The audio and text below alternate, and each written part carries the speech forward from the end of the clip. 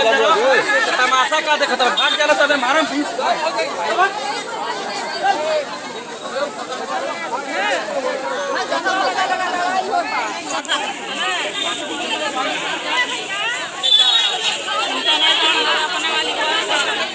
नमस्कार, आप देखत तानी भोजपुरी न्यूज टाइम। हम बानी शंभू शरण। गोरखपुर के जंगा थाना अंतर्गत एक मामला दिल दहला देने वाला सामने आ गई।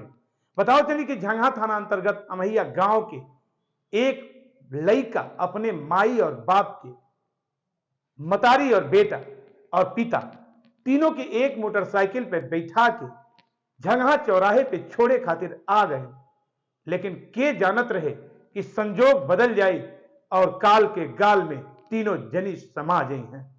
जंगा थाना अंतर्गत कई मामला है। कल सवेरे लड़का जब मोटरसाइकिल पे अपने मम्मी और पापा के बैठा के निकलल तो थोड़ी ही दूर घर से निकलने के बाद गांव के सड़क पे एक टॉली ट्रैक्टर तेज गति से आयल, जबकि तीनों जनी के रौंद झलस। मौके पे बाप और बेटा का दर्दनाक मृत्यु हो गई। तब वहीं मतारी के एम्स में एडमिट कइल गई, जेकर जिंदगी और मौत से जूझ रहा बा। बताओ चली कि ये घटना के बाद दाह संस्कार के खातिर पब्लिक अड़ गई कि दाह संस्कार नहीं हुई जब तक न्याय नहीं मिली तब तक।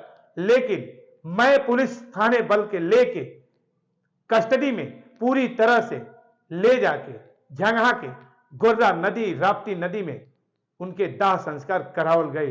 बड़ी संख्या में लोग उपस्थित रहलन, बड़ी संख्या में लोग मौजूद होके ये कर निंदा भी कैलन कि यह तरह के घटना निंदनीय बा।